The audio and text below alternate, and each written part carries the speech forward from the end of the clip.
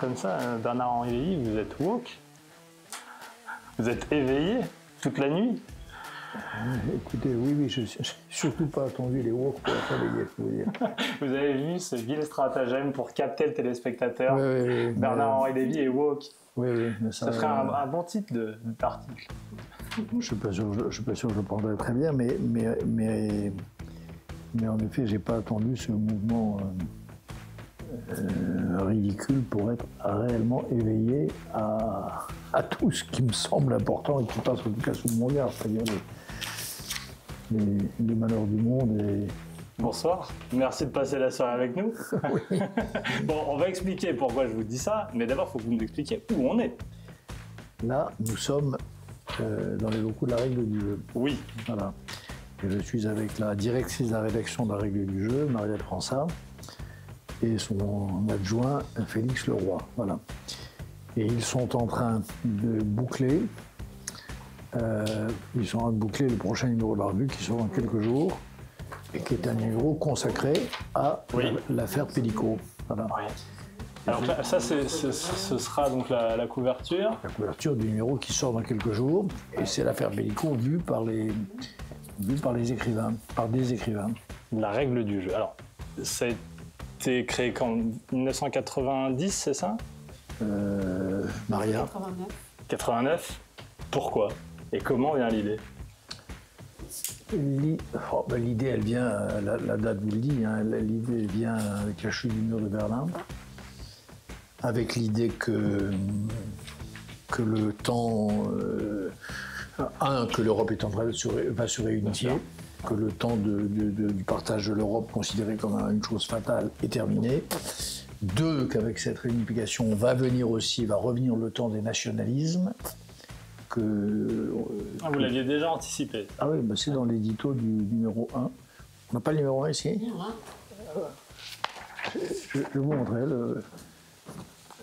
À mon avis, je prends un risque, mais je pense que ça doit être dans l'édito, éditorial, page 4. D'autant qu'au même moment, donc on doit dire que c'est formidable pour l'Europe, après, d'autant qu'au même moment, des profondeurs de cette Europe qui, comme par enchantement, retrouvait liberté et identité, remontaient des voies qui n'étaient pas toutes ni toujours celles que l'on espérait. Ici, c'était une guerre tribale, là un ressentiment, ailleurs un antisémitisme qui ne craignait plus de s'afficher. Partout, d'un bout à l'autre de ce monde qui s'ébrouait, c'était des paroles très anciennes, longtemps gelées, qui, à la faveur de la débâcle, retrouvaient droit de cité. Si bien qu'il n'était pas exagéré de prévoir que l'Europe qui naîtrait du tumulte serait à nouveau divisée, non plus par une frontière d'empire délimitant deux sortes de pays aux régimes politiques opposés, mais par une ligne plus diffuse, plus insidieuse, qui passerait désormais à l'intérieur de chacun, d'un côté, une Europe nationaliste, identitaire, régressive, populiste, de l'autre, une Europe ouverte, démocratique, cosmopolite. Il y avait un optimisme, parce que là, dans ce que vous nous racontez, c'est forcément un optimisme. La chute du mur, une Europe qui se réunit, mais il y a un pessimisme qui était déjà présent. Cette revue, elle est comme je suis. Moi, je suis un optimiste impénitent, je suis animé par un vrai espoir, quoi. Mais en même temps, je suis lucide. Et je sais qu'il y a des forces profondes qui tirent l'humanité perpétuellement vers le bas. Mais que c'est pas... Je crois en gros, je suis pessimiste, donc je crois qu'il y a des forces qui nous entraînent, mais je crois que rien n'est jamais fatal.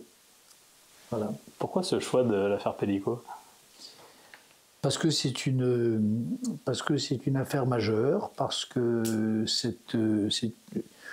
toute cette révolution féministe, cette nouvelle révolution féministe, c'est une première à la fin des années 60, qui a continué dans les années 70. À l'époque, je me souviens, moi, j'avais publié 2 livres très importants, je crois. Un, c'était le livre de Gisèle Halimi, dont j'ai été l'éditeur, qui s'appelait La cause des femmes. À mon avis, c'est 1973. Et un autre, la même année, ou peut-être l'année suivante, d'Annie Leclerc, qui était la sœur du grand avocat récemment décédé Henri Leclerc, qui s'appelait Parole de femme. Parole au singulier, de femme au pluriel. Donc, je pense que la cause des femmes de Gisèle Halimi et Paroles de femmes d'Annie Leclerc dessinaient les contours d'une première révolution féministe. Et aujourd'hui, entre MeToo et l'affaire Pellicot, et la dignité extraordinaire de cette femme, la sauvagerie de ces hommes, il y a là un espace de temps, ça fait quoi, 50 ans, ça fait 50 ans, où je crois c'est déployé, donc la deuxième, je dis deuxième, pas seconde, il y en aura peut-être une troisième, la deuxième révolution féministe, tout se passe comme si elle avait infusé pendant ces dernières années, et ce sont les petites filles et les petits-fils, puisque là il y a des femmes et des hommes dans ce numéro de la règle du jeu, de Gisèle Halimi et d'Annie Leclerc. Merci de nous avoir accueillis ici. Bon, on va vous lire. Surtout qu'en plus, il est tard et qu'il doit boucler. Alors, c'est l'occasion pour moi de l'imprimerie. Voilà. Oui, non, je ne vous retiens pas, franchement. Vous allez dans vos bureaux? Oui. Bon. Félix, à demain, cher ami. Au revoir, cher Maria. Au revoir, à demain. Pour l'occasion de parler de Nuit Blanche. Oui. Vous ne dormez plus. Pas que je dors plus. Vous ne dormez pas, finalement. Si, je dors. Mais je n'ai plus depuis des décennies de sommeil naturel. Je ne sais plus dormir. Alors, vous ne savez pas vraiment depuis quand, vous ne savez pas vraiment pourquoi. Et c'est ce que vous essayez de découvrir. Oui. Vous nous racontez là-dedans. Je ne sais pas depuis quand. J'ai l'impression depuis toujours, mais ça s'est sans doute aggravé avec le temps. Ça paraît même un peu con, mais c'est quand même la vérité. J'ai comme ça des souvenirs dans ma longue vie de plages de temps qui me semblent miraculeuses, pas parce que j'y lisais des livres extraordinaires ou pas parce que j'y rencontrais des gens exceptionnels, mais parce que je dormais. Ça paraît bizarre, mais c'est la vérité. Vous avez quand même une hypothèse première. Vous ne dormez pas parce que vous en avez trop vu. Ça, c'est une hypothèse que j'évoque en riant, parce que c'est celle qu'a évoquée. C'est celle qu'a évoquée devant moi en riant, avec un peu de sérieux quand même, parce que quand il riait, il était toujours sérieux, mon ami Philippe Solers. C'est Philippe Solers qui aimait cette hypothèse. Quand je raconte dans le livre comment, quand je le rencontre pour la première fois en 1977, et que je lui lis d'un bout à l'autre mon premier livre, toute une semaine, tous les après-midi d'une semaine d'affilée, mon premier livre, Barbare et visage humain, il doit y avoir des pauses dans ma lecture, et dans une de ces pauses, je dois lui dire que je dors pas. Déjà, voilà. Alors voilà, il me demande si c'est à cause de l'écriture du livre, je dis sûrement, etc. Il me dit, il y a peut-être autre chose, et puis on se connaissait peu. Je rentrais du Bangladesh, où j'avais vu des choses que je n'avais pas demandé à voir, et qui n'est pas fréquent pour un jeune homme de voir, et je pense que c'est pas recommandé non plus, c'est-à-dire des atrocités, en gros.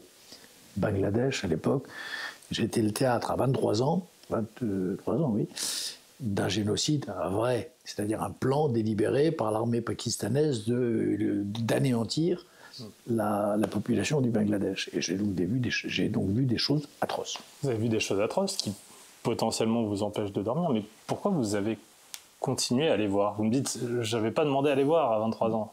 Pourquoi vous avez continué à y aller? Est-ce qu'il y a, une attirance de la guerre, une drogue de la guerre? Non. Non, honnêtement, je me suis évidemment posé la question, mais non, parce que je n'aime pas la guerre. J'aime pas la guerre, j'aime pas le... Mais vous n'êtes pas non plus un antimilitariste convaincu. Non, parce que je crois qu'il y a des guerres justes. Je crois que quand il n'y a pas le choix, quand un peuple opprimé ou quand une démocratie attaquée n'ont pas d'autre choix, il faut faire la guerre. Quand l'Europe faisait face à Hitler, elle aurait dû affronter militairement Hitler bien avant d'être attaquée elle-même, dès les années 30. Je crois ça. Je crois qu'aujourd'hui, en Ukraine, j'ai tourné des 3 films pour dire cela, je crois il est bon, il est juste, il est nécessaire pour nous tous, pour la sécurité de l'Europe, que l'Ukraine se défende. Pour se défendre, il faut des armes. Et les armes, malheureusement, c'est la guerre. qu'il y a des guerres justes. Mais est-ce que vous ne vous sentez pas plus vivant près des morts et de la violence de la guerre? Non, non. Pour vous dire que non, je me sens vivant. La seule chose que je pourrais dire, c'est que quand je rentre d'un tournage en Ukraine, ou quand je rentre d'un reportage, comme j'en ai fait jadis pour Le Monde, au Darfour ou en Angola, et quand je me retrouve à Paris, là, je n'en crois pas mes yeux et mes oreilles. La paix, la vie normale, la beauté des villes et des humains, la qualité des rapports sociaux, même s'il y a de la passion triste, du ressentiment. Plutôt ça, je me sens vivant quand je rentre d'un reportage. Pas quand je suis en reportage. Quand je suis en reportage, je me sens non, du côté de la mort. On commence notre déambulation? Ah ben, allons-y. Dans votre quartier? Absolument. Alors, vous dites, tiens, dans Nuit Blanche, que la révolution est insomniaque. Que la guerre est insomniaque, si je prolonge. Ce que je dis, c'est pas seulement la révolution, je dis que oui, je dis que dans les moments intenses de l'histoire universelle, on ne dort pas. Le monde ne dort pas. Le monde est en ébullition. Il n'y a plus de nuit, il n'y a plus de jour. Moi, j'ai vécu quelques expériences de ce genre, et je les évoque aussi. Oui, bien sûr. Je raconte le Maïdan de Kiev, par oui. exemple. Le Maïdan de Kiev en 2014, où j'étais et où j'ai eu le grand privilège et honneur de prendre la parole. Sur le Maïdan, on ne faisait pas la différence entre le jour et la nuit. On dormait, enfin les gens, pas moi, mais les Ukrainiens ne dormaient pas. Personne n'avait l'idée de dire « je suis fatigué ». Oui. Non, non. Comme pendant la Révolution française. Le seul qui dormait, c'était le pauvre Lafayette, qu'on appelait le général qui dort. Et Danton, qui dormait trop, qui a été un des premiers à passer à la guillotine. Vous dites même que dormir, c'est perdre une guerre, quasiment. Oui, je crois que quand on est en temps pas seulement de guerre, mais quand l'histoire universelle se précipite, il y a des forces qui se déchaînent et il ne faut pas les laisser plus fortes que vous, quoi. Et pour ne pas les laisser plus fortes que vous, ben, il faut en effet rester en éveil. Voilà. À demain, Félix, Maria.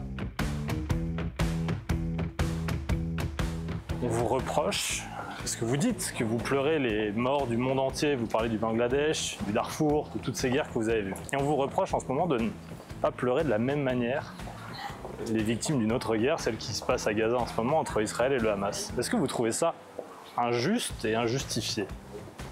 Dans un, les gens n'en savent rien, si je les pleure ou si je les pleure pas. Oui. D'accord? Deux, quand ils verront Nuit Blanche, quand ils liront Nuit Blanche, ils s'en donnent la peine. Enfin, ces gens-là ne lisent rien. Les gens qui me reprochent ça ne lisent rien. Enfin, s'ils lisaient Nuit Blanche, ils verraient que je les pleure. Ils verraient que je les pleure. Ouais. Il y a des pages sur ce sujet précis où j'explique que je pleure littéralement les morts civils de Gaza. Après, s'ils me lisent jusqu'au bout, ils sauront, mais ça ils le savent parce que je l'ai souvent dit, que ces morts civils de Gaza, il y a un responsable de leur martyre, c'est le Hamas. Vous dites, il n'y a qu'un seul responsable, c'est le Hamas. Mais d'une certaine manière, ceux qui attaquent, c'est Tsahal, c'est Israël. Pour vous, la réponse d'Israël et de Tsahal est mesurée, est à la bonne échelle, au bon niveau. Mais elle est au sens propre mesurée. C'est-à-dire qu'il y a peu de tirs israéliens, peu, je ne dis pas qu'il n'y en a pas, mais il y en a peu qui ne soient littéralement mesurés dans le but et l'intention qu'il y ait le moins possible de victimes civiles. À chaque fois, il y a dans les bataillons israéliens, et ça je le sais, je l'ai vu, je connais ça, il y a dans les bataillons israéliens des hommes de droit, des avocats ou des légistes qui, sur le champ de bataille, qui sont en mesure de contester un ordre en direct, de demander l'annulation d'une frappe, parce qu'ils pensent que cette frappe va menacer en effet une zone civile, parce qu'ils voient passer dans le radar de ces armes horribles qui sont les armes modernes il voit passer, il voit une présence civile. Bien sûr que la frappe, elle est proportionnelle. Est-ce que vous comprenez que cette position, ce que vous expliquez, n'est pas entendue par, sans parler d'extrémistes pro-Hamas, par des humanistes qui se disent mais non, je ne peux pas accepter qu'il y ait autant de morts. Et ces morts, ils sont le fait du Hamas, évidemment, puisque on le sait, ils se protègent sous des hôpitaux. C'est la raison pour laquelle je demande, avec d'autres, depuis 1 an, que cette guerre s'arrête. Et pour que cette guerre s'arrête, il faut que une pression soit exercée, pas sur Israël, mais sur le Hamas et sur le Hezbollah. Qu'est-ce qu'attendent? Mais est-ce qu'Israël, en tant que pays démocratique, occidental, qui est en position de force, peut aussi prendre une décision d'éviter ce nombre de morts? Mais ça consistera en quoi? Alors, imaginons qu'Israël prenne cette décision-là. Ça veut dire qu'ils arrêtent. Ils arrêtent. Attendez. Ils décrètent un cessez-le-feu unilatéral. Oui. Après, étape d'après, ils négocient avec le Hamas. Parce que c'est le Hamas qui est au pouvoir aujourd'hui à Gaza. D'accord. Ils négocient avec le Hamas. Étape suivante. Le Hamas est victorieux. Il crie victoire sur l'ensemble de la scène palestinienne, moyen-orientale et mondiale.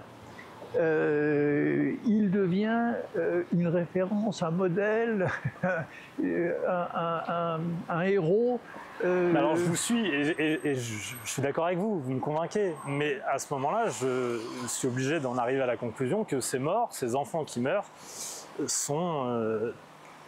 ne peuvent pas être épargnés, que c'est un dommage collatéral obligatoire. Non, ils pourraient être épargnés si le Qatar, la Turquie, la Russie, l'Iran, tous les pays parrains du Hamas qui ont de l'influence sur lui avaient dès le premier jour fait pression, leur avaient tordu le bras pour les contraindre à cesser le feu.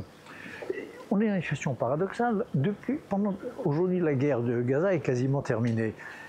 Pendant tout le temps de cette guerre atroce, on nous parlait tous les jours d'appels à cesser le feu adressés à Israël, mais jamais au Hamas. On a une plus grande exigence envers Israël parce que c'est un pays démocratique, vous voyez?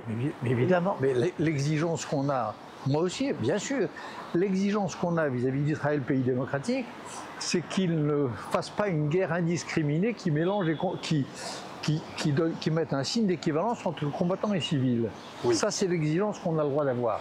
Après, il y a une exigence que l'on doit avoir, d'abord, ne serait-ce qu'avec les deux parties, c'est que le feu cesse. Au moment où Israël, au bout d'1 an, a fini par intervenir au nord contre le Hezbollah, l'histoire des beepers, etc. Bien sûr. Ça faisait 1 an que le Hezbollah, mais soyez honnêtes, bombardait tous les jours le nord d'Israël. Personne n'appelait à cesser le feu. Personne ne parlait d'escalade. D'accord? Tous les jours, il y avait des bombardements.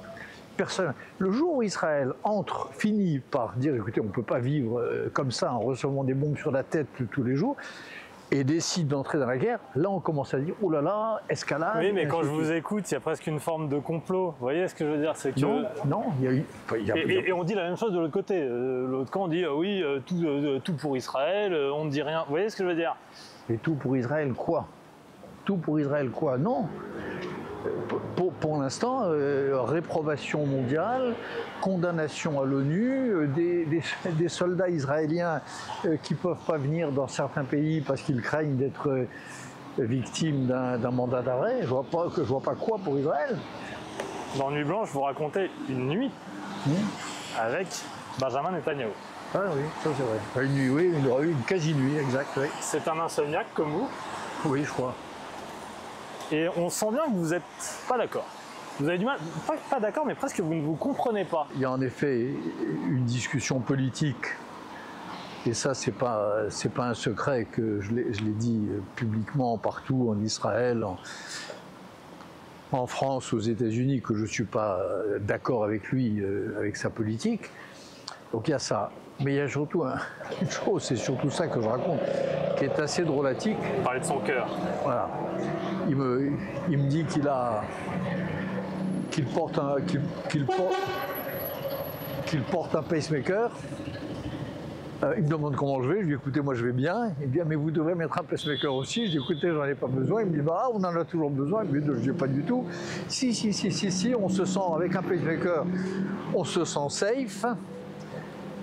Et puis il me vante donc le pacemaker qu'il a en m'expliquant que c'est le meilleur modèle disponible sur le marché. Et il a cette phrase à la fin, il me dit écoutez, et là il est en effet 3 heures du matin, pleine nuit, dans ce bureau désert, et il me dit vous savez, ce pacemaker est tellement solide, tellement efficace, tellement technologiquement sophistiqué, que même après ma mort, mon cœur continuera de battre.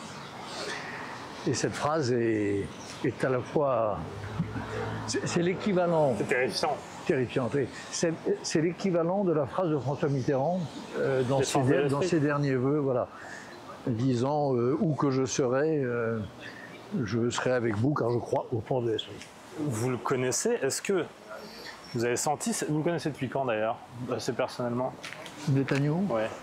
Depuis 1995 peut-être, 94, 95. Donc depuis 30 ans, est-ce que vous l'avez senti? Parce que vous avez côtoyé des personnalités, des dirigeants autoritaires. Est-ce que vous avez senti peut-être un tournant autoritaire chez lui? J'ai manifesté dans la rue en Israël contre ça et je l'ai écrit dans mon bloc-notes du Point. Avant la guerre de Gaza, avant la guerre lancée par le Hamas, il y a eu cette réforme judiciaire qui tendait à qui voulait priver la démocratie israélienne d'une de ses plus belles armes, et c'était en reniant les pouvoirs de la Cour suprême, et c'est cette fameuse réforme judiciaire. Donc ça, on peut appeler ça un tournant autoritaire, oui, bien sûr, une velléité autoritaire en tout cas. Monsieur Claude, comment... Bonne année. Moi aussi. Merci beaucoup. Merci à vous. Merci. Bonsoir Claude, vous allez bien? Vous allez bien? Très bien, merci beaucoup. Vous aussi, bonne année. On est au Flore, au café de Flore. Oui. Qu'est-ce qu'on mange de bon ici? Écoutez, moi j'aime pas manger devant une caméra, alors on va juste donc on va manger légèrement. Ah d'accord. Moi je prends une omelette. Bah 2, je vous suis alors. 2 omelettes. Parfait. Monsieur Claude, on prend 2 omelettes fromage, ça va? C'est très bien. Parfait. Très cuite ou... Pas trop. Un peu baveuse. Moi très. Vous vous souvenez les premières fois que vous êtes venu ici? 60 ans. J'étais adolescent. Qui mangeait ici il y a 60 ans? Qui étaient les gens à la table à côté de vous? Ça, c'est fascinant. Ici, c'était la table du patron. Ça a été sa table pendant très longtemps. Après, c'était la table de Pierre Berger, qui était là. Et c'est un endroit, d'ailleurs, c'est une chose qui peut déplaire. Je ne sais pas, moi je trouve ça sympathique. Il y a des espèces de privilèges dus au mérite et à l'attachement. Par exemple, Pierre Berger avait sa table. Donc la règle, c'est que quand M. Berger avait réservé sa table, personne ne pouvait la prendre. En revanche, s'il ne venait pas, là, évidemment, là-haut, il y avait la table de Sonia Riquel. Oui, qui avait sa boutique juste là. Sa boutique à côté, voilà. Et je trouve ça pas mal, cette espèce de respect des anciens, des amis, qui fait qu'ils ont ce petit privilège. Quelle est la personne la plus extraordinaire avec qui vous avez dîné ici? La personne la plus extraordinaire, ma femme. Bonne réponse. Oui. Et la plus décevante? La plus décevante Il va falloir être méchant, c'est ça le problème? Non, c'est pas ça. Non, je vais être méchant, mais je me souviens pas, honnêtement. Je suis pas rancunier, surtout. Qu'est-ce que ça représentait, le Flore et ce quartier? Parce que vous êtes d'où? Vous êtes né où? Moi, je suis né en Algérie, oui, dans un village, un port de pêche qui s'appelle Benissaf. Oui. Voilà. Et où je n'ai jamais vécu, mais où je suis né. Et en revanche, je suis très parisien, mais mes parents n'habitaient pas du tout dans ce quartier. Mes parents habitaient Neuilly. Et ce quartier, il y avait une attirance, parce qu'il y avait ce mythe, cette légende. Non, ce quartier, c'est surtout que quand je suis devenu étudiant, quand je suis entré en Hippocagne-en-Cagne, puis à l'école normale, rue d'Ulm. Voilà, c'était le quartier. Donc on descendait de Louis-le-Grand ou de la rue d'Ulm à pied, avec mes camarades de l'époque, avec Olivier Cohen, qui est maintenant le patron des éditions de l'Olivier, avec d'autres, on marchait, et de temps en temps, quand on avait 3 sous en poche, on venait prendre un café au flore. Les temps changent. Jean-Marie Le Pen est mort. Quelle a été votre émotion, votre sentiment, votre première pensée lorsque vous avez appris la nouvelle? Je vous le dirai pas parce que même quand ce furent des adversaires politiques rudes, je ne commente pas la mort des gens. Enfin, je la commente quand je veux leur rendre hommage, quand ce fut des proches, mais quand ce ne sont pas des proches, et à plus forte raison des adversaires, je ne dis rien. Alors, quelle a été votre réaction sur, justement, ces réactions politiques, médiatiques, populaires à son décès? Populaire, vous voulez dire place de la République? Par exemple. Ça, j'ai trouvé ça dégueulasse. J'ai trouvé ça dégueulasse. On ne fait pas ça. Dans le livre, vous expliquez qu'il y a 5 lettres qui vous posent encore un problème. On va aller aux 3 dernières plus tard, mais d'abord, il y a RN. Est-ce que vous trouvez encore que le Rassemblement national est dans la suite idéologique de Jean-Marie Le Pen ou non? Oui. Comment? Parce que moi, j'entends beaucoup les gens dire ça, mais sur quoi on peut s'accrocher, trouver une prise sur D'abord, ce que je ne fait cherche le pas Rassemblement à m'accrocher ni à trouver une prise, et j'adorerais, au contraire, ne pas en avoir et ne pas penser... Alors expliquez-moi. Parce qu'aujourd'hui, c'est vrai que le RN ne fait plus d'erreurs, ou en tout cas lisser son image, a changé... Mais d'accord, mais la politique, c'est pas une question d'image et de lissage. Là, ou alors, on n'est pas des communicants, ni vous comme moi. On est des citoyens éclairés. Essayons de parler de l'essentiel. Oui. Donc l'essentiel, c'est pas une image lissée, c'est les réflexes profonds. Par exemple, mettons, c'est pas une prise, c'est un fait, c'est l'attitude vis-à-vis de l'Europe, la méfiance vis-à-vis de l'Europe, le souverainisme. Alors, on peut être souverainiste, c'est possible. Mais moi, je ne le suis pas. Moi, je pense qu'une France réduite à ses frontières, tournant le dos à l'Europe sans le dire ou en le disant, est une France du malheur, est une France rabougrie. Les relations avec Bachar al-Assad, du temps où il régnait, les relations avec la Russie poutinienne. Un, je ne suis pas d'accord avec ça. Deux, je pense que c'est pas des comportements démocratiques et républicains. Et trois, je pense que c'est des comportements hostiles aux intérêts de mon pays. Mauvais pour la France. Vous n'allez pas sur la question de la morale, parce que ça a longtemps été peut-être d'ailleurs ce qui a desservi la cause de ceux qui combattaient le Rassemblement national. C'est quoi la morale? La morale, c'est est-ce qu'on soutient un dictateur dont on sait maintenant qu'il écrasait dans des broyeurs les corps de ses partenaires, de ses adversaires, et parfois de ses partenaires d'ailleurs, dont il pensait qu'il l'avait trahi. Est-ce qu'on est pour ce type-là ou est-ce qu'on est pour les démocrates syriens qui étaient légion dans les années 2012, 2013 jusqu'à 2015, 2016? Ça, c'est de la morale. Est-ce qu'on est pour un peuple qui résiste depuis 2014, qui est le peuple ukrainien, ou est-ce qu'on est pour une Russie impériale qui hait l'Europe de toute sa nouvelle âme, qui est la Russie de Poutine? Pardon, mais c'est de la morale. C'est une question d'oreille et de morale. On passe aux 3 autres lettres. LFI, qui a le plus changé entre Jean-Luc Mélenchon et vous? Lui.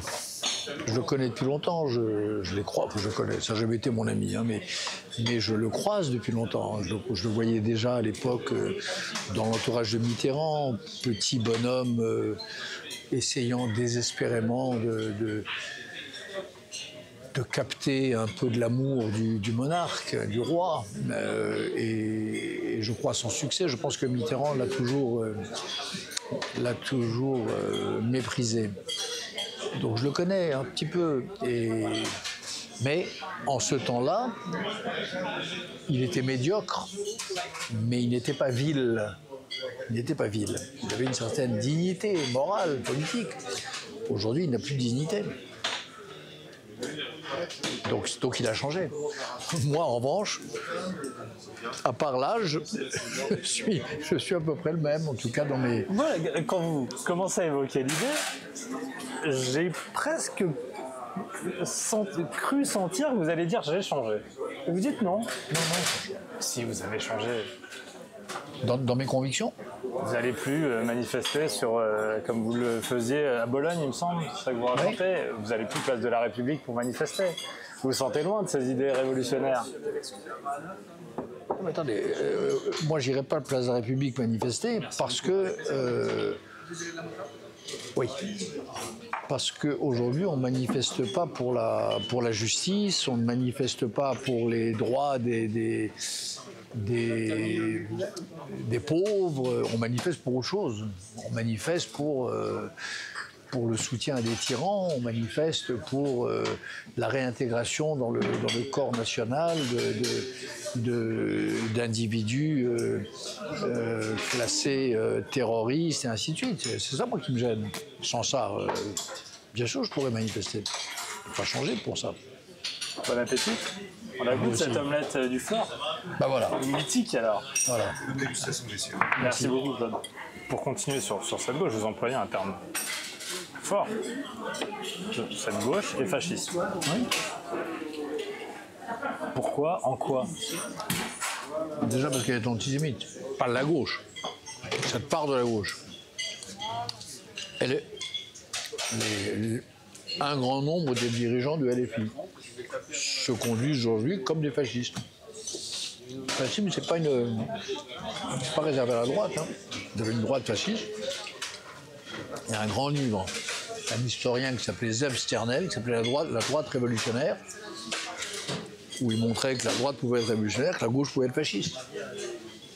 Donc aujourd'hui, LFI renoue avec sa tradition fascisante d'une certaine gauche de l'époque de l'affaire Dreyfus.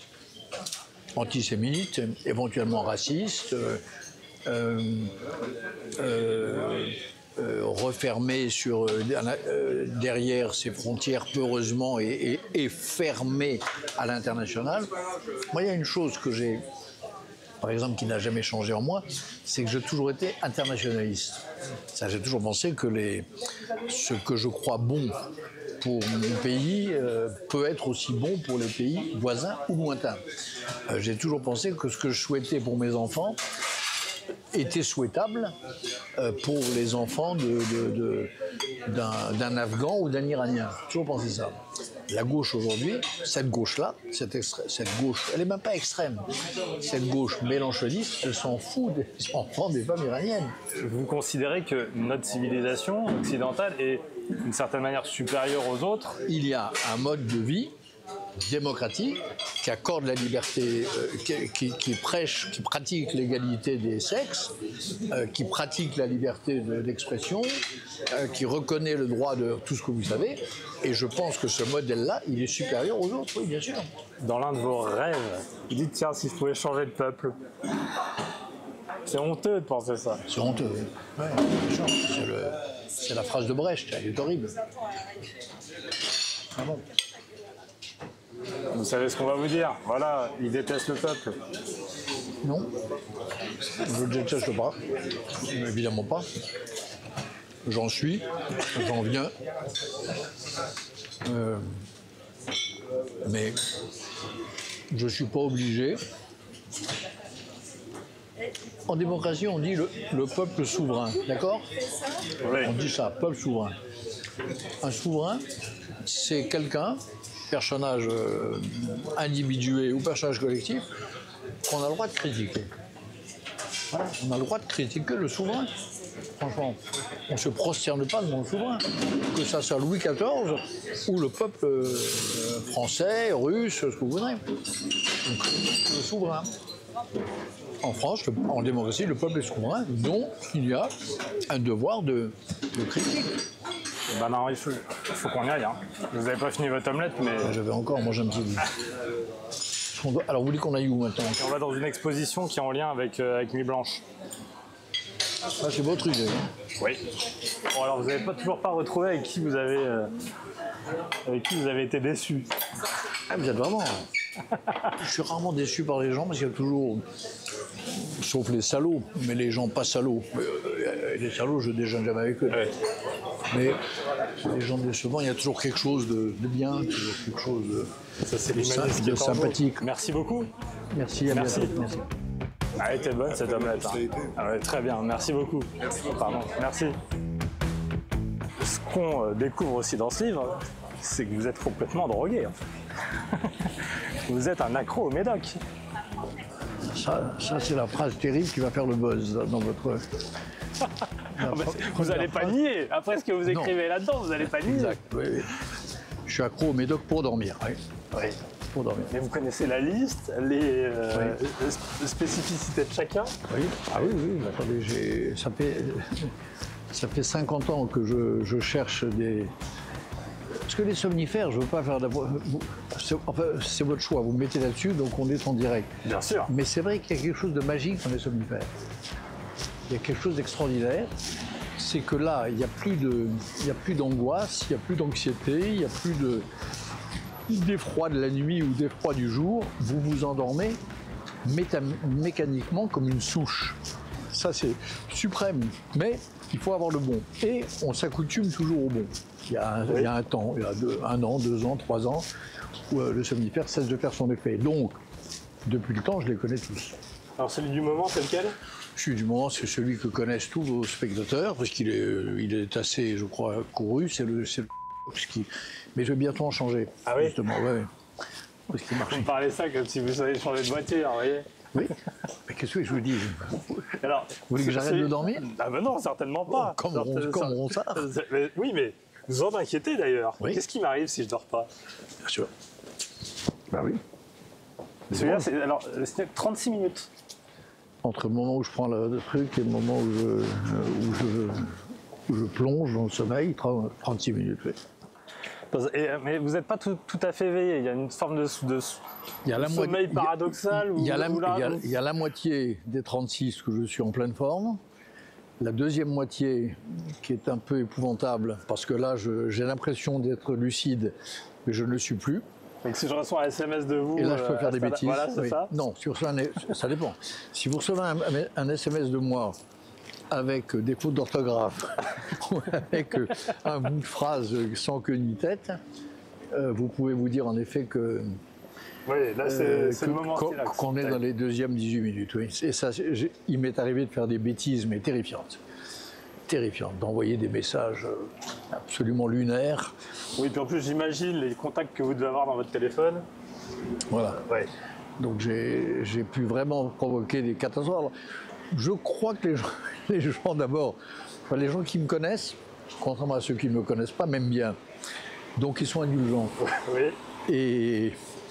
Et comme premièrement, et deuxièmement, ils savent que je suis, en effet, j'ai ce problème de sommeil, donc ils ne se formalisent pas. Parce que ce sont des passages très marrants. Vous mettez aussi en concurrence vos médecins. Oui. Mais ils ne le savent pas. Et donc vous vous dites, ah tiens, il me proposait la même chose que l'autre, et lui non, il me propose autre chose. Je mets mes symptômes éventuels, parce qu'en plus je me porte bien. Ouais. Je mets mes symptômes à l'encan. Voilà. Des symptômes sur le marché. Et j'ai en effet... Le problème, c'est que maintenant, ils vont être au courant. Ils sont au courant. Oui, ça y est. Ils ne vexent pas, non? Il y a les deux cas de figure. On est dans ce quartier. Vous connaissez bien? Oui. Vous aimez Paris, d'ailleurs? Vous aimez encore Paris? Oui. Ouais. C'est pas le cas de tout le monde ici. Quand on dit que vous aimez Paris, bon, les gens sont pas... Moi, j'adore Paris. J'adore Paris, j'adore les rues de Paris, j'adore marcher. Je marche dans des conditions comme... Oui, parce que vous faites aussi des conseils fitness. Marcher 45 minutes, pas rapide. Oui, mais c'est pas fitness, non, c'est pour me calmer. Ouais. Ah, vous calmez? Me calmer. Mais alors...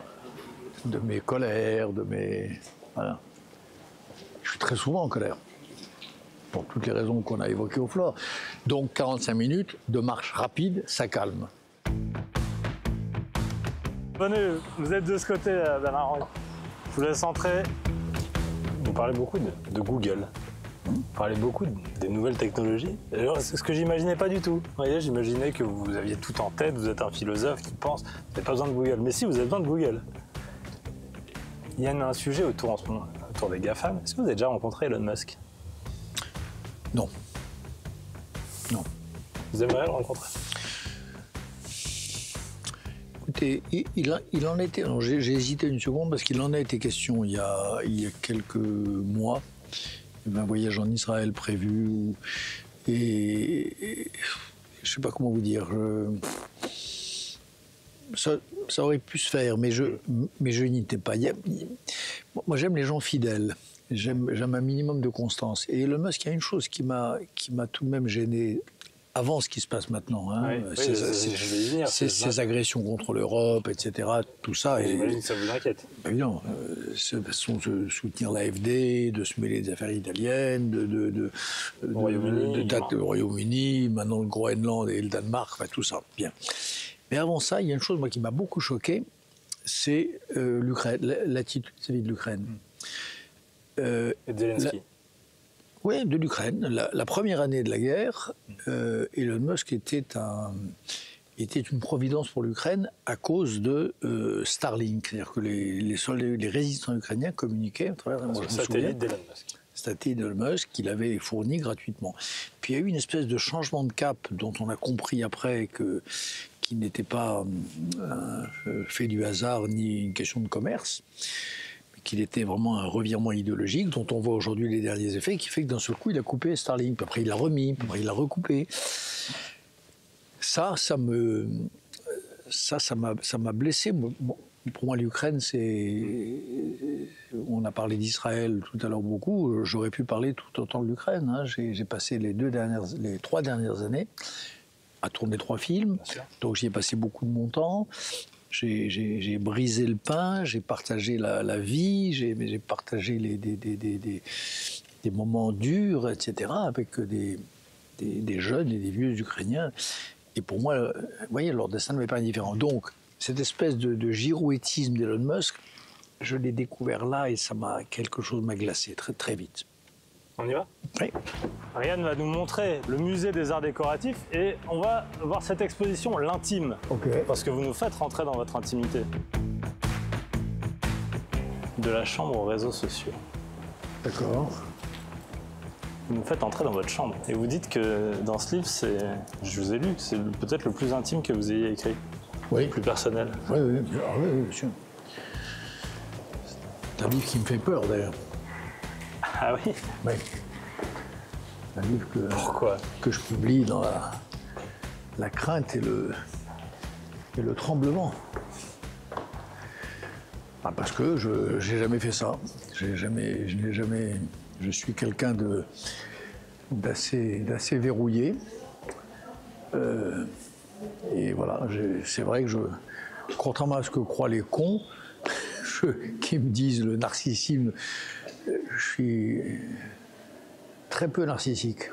J'ai pu passer ma vie à parler des autres. Enfin, que ce soit, je sais pas, un livre sur Sartre, des reportages sur les guerres oubliées, enfin, un livre sur Daniel Pearl et ainsi de suite. J'ai passé ma vie à écrire sur les autres. Vous avez un personnage avec ses initiales, BHL, votre chemise, votre coupe de cheveux. Est-ce que cet homme qu'on voit de loin, c'est le même que celui qui se couche le soir quand vous n'arrivez pas à dormir? Quelle différence il pourrait y avoir? Je sais pas, il pourrait y avoir un rôle que vous jouez, que vous tenez. La coupe de cheveux changerait le soir à partir de 2h du matin. Elle serait peut-être moins soignée. Moi, je m'appelle pas BHL. Hein. Je ne me suis jamais appelé BHL. BH, d'ailleurs. Ben, je m'appelle BH, je m'appelle Bernard-Henri, oui, mais je ne m'appelle pas BHL. BHL, ça a été inventé... faudrait voir, d'ailleurs. Mais à mon avis, pas à mon avis, tout de suite, dès 1977, et à mon avis, plutôt par des adversaires que par des amis. Il me semble, mais j'en suis pas sûr. On est là, à côté, Ariel Dombal dort à côté, on est à côté de vous. Je me casse la gueule contre une table de nuit, je me fends la lèvre, ouais, je sais. Et d'ailleurs, à ce moment-là, elle continue à vous voyer, même dans un moment comme ça. Oui. Ça, c'est fascinant, ce vouvoiement. Pourquoi? Ça vous fait sourire? Oui, je n'avais pas observé, mais vous avez raison. Oui. Elle me voira probablement jusqu'à mon dernier souffle, oui. Et vous, là, vous voyez? Ouais, bah, oui. Vous n'imaginez pas que je la tutoie quand elle me voit. Qui a pris cette décision d'ailleurs? Elle ou vous? Observez une chose. Oui. Quand vous voyez quelqu'un que vous n'avez pas vu depuis 1 an, 2 ans, 5 ans, enfin vous êtes jeune, mais mettons quelques mois ou quelques années, certains vous les voyez, d'autres vous les tutoyez. Oui. Ok? Vous vous gourrez jamais. Ceux que vous avez l'habitude de tutoyer, c'est très rare qu'on dit attends, on se tutoie ou on se voit. Ouais. Vous êtes immédiatement branché sur la bonne fréquence. Oui ou non? Oui, c'est vrai. Voilà. Ça vient tout seul, on se pose pas ça la question. vient tout seul. Ouais. Donc là, avec celle que j'appelle A dans ce livre, il y a de très nombreuses années, à l'instant où nous nous sommes rencontrés, ça s'est institué comme ça. Et dans ces cas-là, quand ça s'institue comme ça, très difficile de le changer. Et rien n'est plus d'ailleurs désagréable, rien n'est plus, est très désagréable, la personne qui vous dit, allez, on se tutoie. Moi, j'aime pas ça. Et je dis en général, si vous voulez. Oui, on ne change pas comme ça. C'est comme un... Soit ça vient tout seul, soit ça viendra jamais. Évidemment. Et puis surtout, c'est pas plus intime de se tutoyer que de se vous voyez. Ça implique toute une épaisseur de relation entre les deux personnes. Et on ne change pas de mode d'adresse comme on change de chemise, quoi. C'est comme ça. Est-ce que ça, alors que vous êtes un insomniaque, ça vous terrifie? Oui, oui. Voilà exactement le genre d'image qui peut me terrifier. Bah oui, là c'est clairement le lit d'un insomniaque. Les deux d'ailleurs, mais celui-là en particulier, là on sent les médocs là. On sent alors en plus ça c'est pas moi ça. Hein, moi je ne bois pas, je suis sobre. Mais voilà, la bouteille de vodka apparemment. Le cendrier, c'est pas moi non plus parce que je ne fume plus depuis très longtemps. Enfin voilà, on sent la frénésie de l'insomniaque qui a essayé désespérément de dormir et qui n'y est pas parvenu. L'intimité, est-ce que vous pouvez en avoir une? Bon, d'abord, vous êtes un écrivain. Est-ce qu'un écrivain peut avoir une intimité alors qu'il raconte tout dans ses livres? Et deuxièmement, vous êtes un personnage particulier, vous avez une protection autour de vous. Est-ce que cela empêche, bloque, interdit l'intimité? En tout cas, ça la complique, ça c'est sûr. Mais vous savez, quand on vit ainsi depuis assez longtemps, ce qui est mon cas, et quand on a autour de soi des femmes et des hommes, parce qu'il y a des femmes aussi formidables, avec lesquelles vous avez des vrais liens de sympathie et de confiance. Quand il n'y a pas de sympathie, ils s'en vont. Et voilà. Quand il y a la confiance, la sympathie et l'amitié, c'est presque vos meilleurs copains, quoi. Vous voyez, à force. Un meilleur copain qui est toujours là. Un meilleur copain qui est toujours là, mais qui sait ne pas voir, qui sait tourner la tête, qui sait vous attendre dans le même restaurant, mais loin, quand il a l'impression que ces femmes et ces hommes, ils ont un tact extraordinaire et ils comprennent à demi-mot. Ils comprennent à demi-mot que, voilà, que là, il y a de l'intime et qu'il faut le préserver autant qu'il est possible. Et autant que leur devoir le leur permet. Et ils trouvent le moyen. Ils sont d'une délicatesse. C'est des femmes et des hommes surentraînés physiquement, mais ils sont d'une délicatesse infinie. Alors que vous avez cette vie et donc cette protection qui est contraignante, est-ce que parfois vous regrettez et vous vous dites tiens, si j'avais fermé ma gueule, si j'avais été plus discret, je pourrais avoir une vie différente? Ou non, jamais? Malgré ça, jamais de la vie? Honnêtement, je m'imagine même pas penser ça. Non, mais sérieusement, c'est pas de la crânerie. Non, je regrette d'abord à peu près jamais rien. Mais penser que j'aurais pu fermer ma gueule et que ma vie en aurait été facilitée, ça c'est impensable pour moi. Impensable. Je dis pas que ce serait indigne, hein, mais je comprends qu'on puisse dire ça, mais moi je peux pas le penser. Vous m'arrêtez si je vais trop loin dans les questions, parce que c'est une question de protection. Est-ce que ces gens vous sauvent la vie encore au jour le jour? Parce que ça veut dire quoi concrètement ces menaces? Elles sont de quel ordre? Ce sont des insultes dans la rue ou ça va plus loin? Des menaces très clairement sur votre vie? Non, je pense pas que ce soit une question d'insulte dans la rue, ça c'est... Non, non. C'est un corps d'élite de la police nationale, d'abord, qui sont là pour des raisons précises et je pense sérieuses, dont je ne m'inquiète pas. Je pose pas de questions. Et je ne vais pas en plus poser des questions, savoir. Je suis déjà assez contrôle freak comme ça, sans en plus savoir est-ce que ça vient des Iraniens ou est-ce que ça vient des Russes. Et dans les deux hypothèses, ils savent. Honnêtement, on a une des choses qui marche en France, contrairement à ce que pensent ces cons de gens qui crient la police tue, etc. Il y a une chose qui marche vraiment, c'est la police républicaine. On a une police formidable, à tous égards, vraiment. Et un corps comme celui-là, qui est vraiment, je crois, la crème de la police nationale, pour y aller les yeux fermés, pas moi en tout cas. On avance un peu dans l'exposition et j'ai une dernière question. Ça m'a... Un lieu de commodité, alors là c'est autre chose, sur l'intime. On n'y est pas hein, dans votre livre, hein, pas à ce niveau-là. Vous parlez du sommeil et de la mort. Et les gens disent très souvent, vous avez raison, alors moi je voudrais mourir dans mon sommeil. Et vous surtout pas. Vous imaginez ne pas savoir qu'on est mort? Se coucher, la gueule enfarinée, pimpant, content, à l'idée de ce qu'on va faire le lendemain, regarder son agenda. Ouais. Et puis... Ah, vous voulez vous voir mourir? Je peux essayer d'imaginer une seconde l'horreur que c'est, la scène que je vous décris là. Vous vous couchez, déjà impatient de la journée du lendemain, vous ne l'aborderez jamais, mais vous ne le savez pas. Il y a là une espèce de paradoxe métaphysique vertigineux. Oui. Ben oui. C'est pour ça que vous avez peur de dormir aussi. Oui, mais ça fait partie des raisons, naturellement. Quand on s'endort, on n'est jamais absolument certain de se réveiller. Est-ce que vous y pensez, vous, à la mort? Vous avez un certain âge maintenant. Oui, oui. Vous y pensez depuis longtemps? Oui, c'est pas une question d'âge. J'y pense depuis la mort de mes parents. Voilà. C'est aussi simple que ça. Il y a une forme de logique. Voilà, c'est d'une banalité écrasante. J'y pense depuis ce moment-là. Et là, beaucoup. Voilà. Merci beaucoup. Merci d'avoir passé la soirée avec nous. Je ne vous souhaite pas bonne nuit. Non, mais enfin, je vais essayer quand même de prendre la dose convenable et de prendre en forme demain. Voilà, et merci à Riyad là, qui s'en va. Qui s'en va, mais qui a failli se casser la figure 2-3 fois, là, mais ça va.